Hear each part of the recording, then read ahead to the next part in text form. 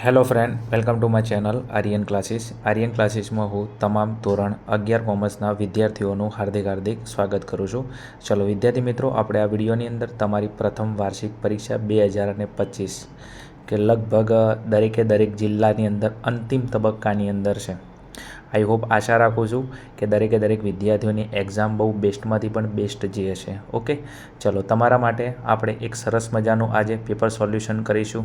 Okay, વિદ્યાર્થીઓની comment આવતી હતી કે સાહેબ આજે લેવાયેલ પાટણ જિલ્લાના અર્થશાસ્ત્ર વિશેનું પેપર સોલ્યુશન કરી આપો. તો ચલો તમારી રિક્વાયરમેન્ટને ધ્યાનમાં રાખીને ફરી પાછા આપણે એકવાર પાટણ જિલ્લાનું પ્રથમ પરીક્ષાનું પેપર સોલ્યુશન કરીશું. ચલો થોડી ડીપમાં આપણે વાત કરીએ તો પેપર વિશે. તો પેપર છે પાટણ જિલ્લા શાળા પરીક્ષા સમિતિ, એટલે પાટણ જિલ્લાનું આ પેપર છે.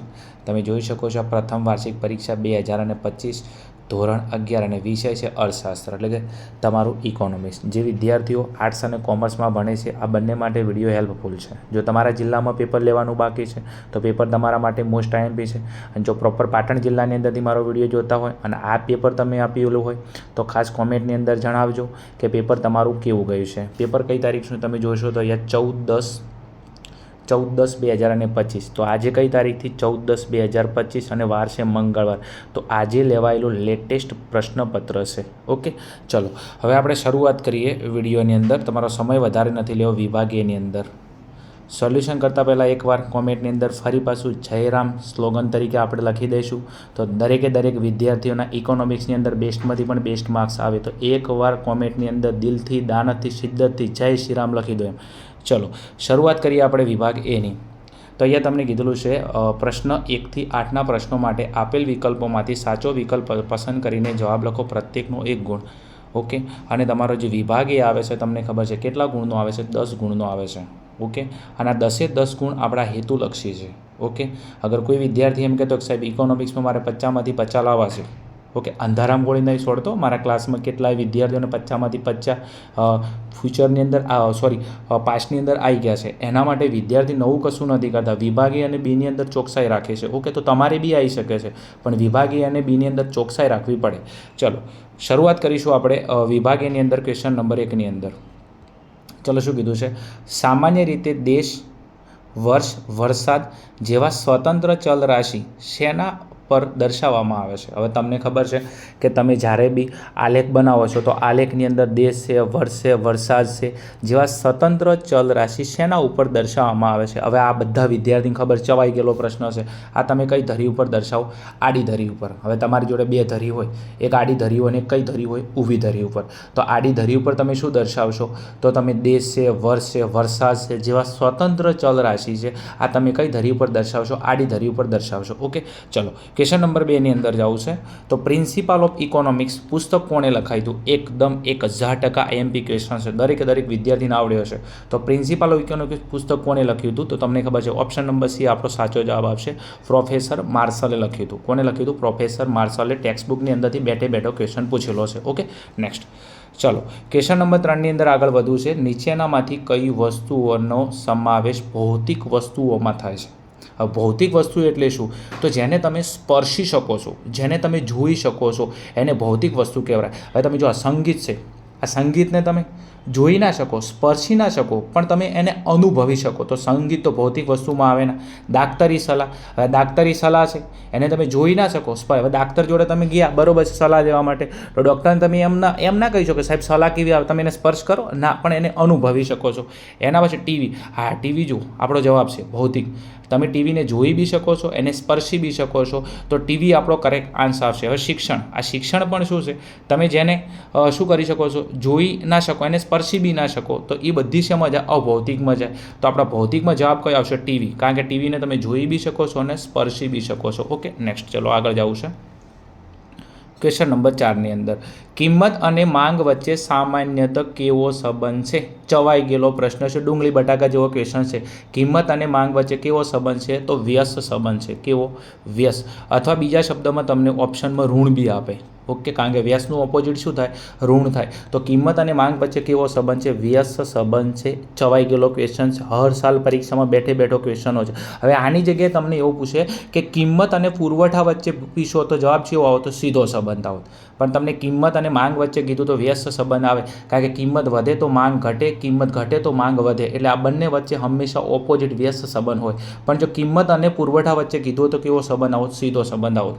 ચલો એના પછી આગળ વાત કરીએ ક્વેશ્ચન નંબર 5ની અંદર. વસ્તુની કિંમત ખૂબ ઊંચી હોય, વસ્તુની કિંમત ખૂબ ઊંચી હોય તો ધનિક વર્ગ દ્વારા પ્રતિષ્ઠા મૂલ્ય ધરાવતી વસ્તુઓની માંગ કેવી હશે? વધુ હશે. હે સાહેબ આવું? હા તો એવું નહીં ને ભાઈ, વસ્તુની કિંમત વધારે હોય તો ધનિક વર્ગ શું કરે? હવે ધનિક વર્ગને પોતાનો મોભો જાળો હોય તો જેમ જેમ કિંમત વધારે હોય તો ધનિક વર્ગ પોતાની ધનિકાઈ બતાવે કે ના હું અમીર છું. તો અમીર વસ્તુના શોખ કેવા હોય? ઊંચા હોય. તો એ ઊંચી કિંમતવાળી વસ્તુ ખરીદે. તો જેમ જેમ કિંમત ઊંચી હોય એમ ધનિક વર્ગ દ્વારા પ્રતિષ્ઠા મૂલ્ય ધરાવતી વસ્તુઓની માંગ કેવી હોય? વધારે હોય. ચમ સમાજમીનો મોભો જળવાય, કારણ કે એ ધનિક છે. સમજો, ધનિક હંમેશા કેવા શોખ રાખે? ઊંચી કિંમતવાળી વસ્તુના શોખ રાખે. તો જેમ જેમ વસ્તુની કિંમત ઊંચી જાય એમ ધનિક વર્ગ એ વસ્તુઓની કિંમત શું કરે છે? વધારે ખરીદી કરે. ઓકે, તો એની માંગ કેવી છે? વધારે હશે. ચલો આગળ નેક્સ્ટ જાવ છે ક્વેશ્ચન નંબર 6ની અંદર. કિંમતમાં ઘટાડાને કારણે પુરવઠામાં થતા ફેરફારને શું કહેવાય? કિંમત ઘટી જશે અને આના કારણે પુરવઠાની અંદર ફેરફાર થાય તો એને શું કહેવાય? તો એને કહેવાય છે પુરવઠામાં સંકોચન. શું કહેવાય? સંકોચન. તમને ખબર કિંમત ઘટી જશે તો કિંમત ઘટવાને કારણે પુરવઠાની અંદર શું થાય? સંકોચન થાય. ઓકે, ચલો આગળ વાત કરવી છે તો ક્વેશ્ચન નંબર 7ની અંદર. ઉત્પાદનનો જે ભાગ બજારમાં આવે તેને શું કહેવામાં આવે છે? તો ઉત્પાદનનો જે ભાગ બજારમાં આવે એને શું કહેવાય? પુરવઠો કહેવાય. એને શું કહેવાય? પુરવઠો. કારણ કે જેટલું તમે ઉત્પાદન કર્યું છે આની અંદરથી સીધી વાત છે કે બધો વસ્તુ બજારમાં નહીં મળે, પણ ઉત્પાદન થઈ ગયું છે એના જેટલા એકમો બજારમાં મૂકવામાં આવે એ શું બની જાય? પુરવઠો બની જાય. ઓકે, ચલો આગળ જવું છે નેક્સ્ટ ક્વેશ્ચન નંબર 8ની અંદર. શું કીધું છે? ઉત્પાદન ખર્ચ ઘટે તો પુરવઠો શું થાય? ઉત્પાદનનો ખર્ચો ઘટે તો પુરવઠામાં શું થાય? તો પુરવઠો વધે. સીધી વાત છે. ઉત્પાદન ખર્ચ ઘટી જાય તો પુરવઠા ઉપર શું અસર આવે? તો ઉત્પાદન ખર્ચ ઘટી જાય તો પુરવઠો શું થઈ જાય? વધી જાય. ઓકે, તો ઉત્પાદન ખર્ચ ઘટે તો પુરવઠો વધે અને ઉત્પાદન ખર્ચ વધે તો પુરવઠો પણ શું થઈ જાય? ઘટે. ઓકે, ઘટે તો ઘટે. બાકી સાહેબ ઇકોનોમિક્સમાં આજના પેપરની અંદર બરોબર છે, મારા કલેજાઓની મોજ ના ઘટવી જોઈએ. હા સાહેબ, એ અમારા દિલની વાત કરીએ. ચલો એના પછી આગળ ક્વેશ્ચન નંબર 9ની અંદર જોઈએ તો વૈકલ્પિક ખર્ચનો ખ્યાલ કયા અર્થશાસ્ત્રીએ રજૂ કર્યો હતો? બેઠો ટેક્સ્ટબુકની અંદરથી ક્વેશ્ચન આપેલો છે, સ્વાધ્યાયની પાછળ આપેલો છે. વૈકલ્પિક ખર્ચનો ખ્યાલ કયા અર્થશાસ્ત્રીએ રજૂ કર્યો હતો? તો જવાબ આવશે ઓપ્શન નંબર સી, ઓસ્ટ્રિયન અર્થશાસ્ત્રી. કયા? ઓસ્ટ્રિયન અર્થશાસ્ત્રી. ઓકે, તો વૈકલ્પિક ખર્ચ આવે. ઓકે, તો શું આવે? ઓસ્ટ્રિયન આવે. ચલો એના પછી લાસ્ટ એન્ડ ફાઇનલ ક્વેશ્ચન છે આપણો વિભાગ, એનો ક્વેશ્ચન નંબર 10 છે. કયા ખર્ચને ઉત્પાદન સાથે સીધો સંબંધ છે? કયા ખર્ચને ઉત્પાદન સાથે સીધો સંબંધ છે? એકદમ ઇઝી ક્વેશ્ચન છે. જો તમે ટેક્સ્ટબુક વર્ષ દરમિયાન ખોલી હોય, થોડું ધ્યાન આપ્યું હોય, કયા ખર્ચને ઉત્પાદન સાથે સીધો સંબંધ, તો જવાબ આવશે અસ્થિર ખર્ચ. ચમ સાહેબ? કારણ કે સીધી વાત છે, જો ઉત્પાદન વધે તો અસ્થિર ખર્ચ વધે, ઉત્પાદન ઘટે તો અસ્થિર ખર્ચ ઘટે, ઉત્પાદન શૂન્ય થઈ જાય તો અસ્થિર ખર્ચ શું થઈ જાય? શૂન્ય થઈ જાય. તો કયા ખર્ચને ઉત્પાદન સાથે સીધો સંબંધ છે? અસ્થિર ખર્ચને. ઓકે, સીધો એટલે ઉત્પાદન વધે તો ખર્ચ વધે, ઉત્પાદન ઘટે તો ખર્ચ ઘટે, ઉત્પાદન શૂન્ય થઈ જાય તો ખર્ચ શું થઈ જાય? શૂન્ય થઈ જાય. તો કયા ખર્ચને? તો અસ્થિર ખર્ચને ઉત્પાદન સાથે કેવો સંબંધ છે? સીધો સંબંધ છે. ચલો વિદ્યાર્થી મિત્રો, આ હતું આપણા સેક્શન એનું સોલ્યુશન. પાટણ જિલ્લાની અંદરથી પેપર આપીને આવ્યા હોય તો વિભાગ એની અંદર કેટલા માર્ક્સ આવ્યા છે કોમેન્ટની અંદર જણાવજો. ઓકે, ચલો એના પછી આપણે આગળ વાત કરીએ તો વિભાગ બીની અંદર. ઓકે, વિભાગ બીની અંદર જતાં પહેલાં વિદ્યાર્થી મિત્રો ખાસ સૂચના છે કે તમે ગુજરાતના કોઈપણ ખૂણેથી મારી ચેનલની અંદર હરતા ફરતા ખાસ આવ્યા હોય વિઝિટ કરવા માટે. ઓકે, તો ચેનલને હજી સુધી સબસ્ક્રાઈબ ના કરી હોય તો એકવાર સબસ્ક્રાઈબ કરજો અને બાજુની અંદર જે બેલનો આઇકોન આપેલો છે એના ઉપર ક્લિક કરજો, જેના કારણથી અમારા દ્વારા કોઈપણ આઈએમપી વિડીયો છે, કોઈપણ પેપર સોલ્યુશનનો વિડીયો અપલોડ કરવામાં આવતો હોય એની નોટિફિકેશન અચૂકથી તમારા સુધી આવતી રહે. ઓકે, ચલો વિભાગ બીની અંદર શરૂઆત કરીએ તો શું કીધું છે કે નીચે આપેલા પ્રશ્ન નંબર 11 થી 16ના પ્રશ્નોના એક વાક્યની અંદર ઉત્તર લખવાના છે. હવે અહીંયા તમારે બહુ ધ્યાન આપવું પડે મારા વાલાઓ. કેમ? કારણ કે વિભાગ બી એટલે અહીંયા કોઈ ગપ્પુ ના હાલે. ટુ ધ પોઈન્ટ જેવો ક્વેશ્ચન એવો સામે જવાબ. ઓકે, ચલો પ્રત્યેકનો તમને 1 ગુણ મળે છે. વિભાગ બી આપણા કેટલા ગુણનો છે? તો વિભાગ બી આપણા 5 ગુણનો છે. 5 ક્વેશ્ચન આપેલા છે, 5એ 5નો આપણે શોર્ટ એન્ડ શીટની અંદર જવાબ લખવાનો છે. ચલો એની અંદર જઈએ તો ક્વેશ્ચન નંબર 11 છે, અર્થશાસ્ત્ર કેવું વિજ્ઞાન છે? હા, મજેદાર ક્વેશ્ચન પૂછેલો છે, મોઢા ઉપર સ્માઇલ આવી જોઈએ. કેમ? એકદમ ઇઝી, રમકડા જેવો ક્વેશ્ચન પૂછેલો છે. અર્થશાસ્ત્ર કેવું વિજ્ઞાન છે? તો અર્થશાસ્ત્ર એ કેવું વિજ્ઞાન છે? સામાજિક વિજ્ઞાન છે. કેવું વિજ્ઞાન છે? સામાજિક વિજ્ઞાન છે. ઓકે, ચેપ્ટર નંબર 1નો બરોબર છે, બેઠે બેઠો ક્વેશ્ચન પૂછેલો છે. અર્થશાસ્ત્ર કેવું વિજ્ઞાન છે? તો અર્થશાસ્ત્ર એ સામાજિક વિજ્ઞાન છે. ઓકે, નેક્સ્ટ ચલો આગળ જવું છે ક્વેશ્ચન નંબર 12ની અંદર. અર્થશાસ્ત્રમાં નાશવંત વસ્તુઓ કોને ગણવામાં આવે છે? હવે એકદમ ઇઝી વસ્તુઓ છે. વસ્તુઓના અલગ અલગ પ્રકારો આપેલા છે તમારા ટેક્સ્ટબુકની અંદરથી, અને એની અંદર આપણને નાશવંત વસ્તુઓ કીધી છે. કઈ? નાશવંત વસ્તુઓ. ઓકે, તો નાશવંત વસ્તુઓ કોને કહેવાય? તો જેનો સંગ્રહ ન કરી શકાય, જે વસ્તુનો તમે લાંબા સમય સુધી સંગ્રહ ના કરી શકો, તો એવી વસ્તુઓને શું કહેવાય? નાશવંત વસ્તુ કહેવાય. ફોર એક્ઝામ્પલ તરીકે શાકભાજી. શાકભાજીનો તમે લાંબા સમય સુધી સંગ્રહ ના કરી શકો. કેમ? કારણ કે નાશવંત વસ્તુ છે. તો જે વસ્તુનો તમે સંગ્રહ ન કરી શકો, જે વસ્તુનો તમે શું સંગ્રહ ન કરી શકો, એવી વસ્તુઓને નાશવંત વસ્તુ કહેવામાં આવે છે. ચલો આગળ જાઉં છે ક્વેશ્ચન નંબર 13ની અંદર. માંગનો અર્થ આપો. બરોબર છે, 1000% 1000% સ્ટારવાળો ક્વેશ્ચન. માંગની વ્યાખ્યા અથવા પુરવઠાની વ્યાખ્યા હર સાલ પરીક્ષાની અંદર આવે જ છે ને તમે તૈયાર કરી દેશે. ચલો માંગની વ્યાખ્યા શું છે? તો અહીંયા લખેલું છે, ચોક્કસ સમયને ચોક્કસ કિંમતે. શું કીધું છે? ચોક્કસ સમયને ચોક્કસ કિંમતે ગ્રાહકની વસ્તુ ખરીદવાની ઈચ્છા, શક્તિ અને તૈયારીને માંગ કહેવામાં આવે છે. કોઈ ચોક્કસ સમય હોય, શું હોય? કોઈ ચોક્કસ સમય, કોઈ ચોક્કસ કિંમત હોય. ગ્રાહકની વસ્તુ ખરીદવાની શું 3 વસ્તુ હોવી જોઈએ? ઈચ્છા, શક્તિ અને તૈયારી. તો એને શું કહેવાય? માંગ કહેવામાં આવે છે. કોઈ ચોક્કસ સમય અને ચોક્કસ કિંમતે ગ્રાહકની વસ્તુ ખરીદવાની ઈચ્છા, શક્તિ અને તૈયારીને માંગ કહેવામાં આવે છે. ચલો એના પછી આગળ વાત કરીએ ક્વેશ્ચન નંબર 14ની અંદર. કિંમત અને પુરવઠા વચ્ચે કેવો સંબંધ છે? 1000% IMP વિભાગ એની અંદર આપણે આગળ વાત થઈ જો. બંને પ્રશ્નો પરીક્ષામાં આવી ગયા. ક્લિયર? કિંમત અને પુરવઠા વચ્ચે કેવો સંબંધ છે? તો કિંમત અને પુરવઠા વચ્ચે ધન સંબંધ છે, અથવા એને કહેવાય સીધો સંબંધ છે. આગળ ક્વેશ્ચન કયો હતો? કિંમત અને માંગ વચ્ચે કેવો સંબંધ છે? વ્યસ્ત એટલે કે ઋણ સંબંધ છે. વિભાગ બીની અંદર પાછો ક્વેશ્ચન ફરી રિપીટેશન થયો કે કિંમત અને પુરવઠા વચ્ચે કેવો સંબંધ છે? તો કિંમત અને પુરવઠા વચ્ચે ધન એટલે કે સીધો સંબંધ છે. ચમ? કિંમત વધે તો પુરવઠો વધે, કિંમત ઘટે તો પુરવઠો ઘટે. ઓકે, તો કિંમત અને પુરવઠા વચ્ચે કેવો સંબંધ છે? ધન એટલે કે સીધો સંબંધ છે. ચલો એના પછી વિભાગ બીનો લાસ્ટ એન્ડ ફાઇનલ ક્વેશ્ચન છે આપણો, ક્વેશ્ચન નંબર 15 છે. કયો ખર્ચ માપી શકાતો નથી? બેઠે બેઠો ક્વેશ્ચન પૂછેલો છે. કયો ખર્ચ માપી શકાતો નથી? તમને ખબર છે કે આપણા જે ખર્ચના અલગ અલગ ખ્યાલો છે એની અંદર આપણે અલગ અલગ ખ્યાલ આપેલા છે, અલગ અલગ ખર્ચના પ્રકાર આપેલા છે. એમાં કયો ખર્ચ એવો છે જેને માપી શકાતો નથી? તો તમને ખબર છે કે વાસ્તવિક ખર્ચને માપી શકાતો નથી. જવાબમાં શું આવશે? વાસ્તવિક ખર્ચ. ઓકે, કયા ખર્ચને માપી શકાતો નથી? તો જવાબ આવશે વાસ્તવિક ખર્ચ. તો વાસ્તવિક ખર્ચને માપી શકાતો નથી. ચલો વિદ્યાર્થી મિત્રો, આ તો આપણા વિભાગ બીનું સોલ્યુશન. સ્ક્રીનશોટ લો, તમે ફટાફટ લઈ શકો છો. પાટણ જિલ્લામાંથી જો પેપર આલીને આવ્યા હોય તો કોમેન્ટની અંદર જણાવજો કે વિભાગ એની અંદર કેટલા માર્ક્સ હોય છે. ચલો આગળ વાત કરીએ આપણે વિભાગ સીની અંદર. ચલો વિભાગ સીની અંદર શું કીધું છે કે નીચે આપેલા 16 થી 23ના જે પ્રશ્નોના ઉત્તર છે આને તમારે ટૂંકની અંદર લખવાના છે. કોઈ પણ 5 પ્રશ્નો છે, પ્રત્યેકના 2 ગુણ છે, અને તમારો આ જે વિભાગ છે કેટલા ગુણનો છે? 10 ગુણનો છે. 5 ક્વેશ્ચન પૂછાય છે, લખવાના છે, દરેકના 2 ગુણ છે, અને આ વિભાગ સી તમારો 10 ગુણનો છે. હવે આની અંદર તમારે થોડું ડીપની અંદર લખાણ લખવું પડે, મતલબ શોર્ટ એન્ડ શીટની અંદર, એટલું બી નહીં હો. ઓકે, ચલો ક્વેશ્ચન તમને અહીંયા આપેલા છે. પ્રશ્ન નંબર 16 તમે જોઈ શકો છો. અહીંયા 17 તમને આપેલો છે, 18 છે, 19 છે, 20 છે. બીજું ટાઈમના લીધે સમજાવતો નથી, ફાસ્ટેડ સ્ક્રીનશોટ લેવો તમે લઈ શકો છો. ચલો એના પછી ફરી પાછા અહીંયા ક્વેશ્ચન આપેલા છે. પ્રશ્ન નંબર 21 છે, 22 છે અને 23. ઓકે, ચલો આ એવું આશા રાખું છું ઓકે કે દરેકે દરેક ક્વેશ્ચન ઇઝી છે.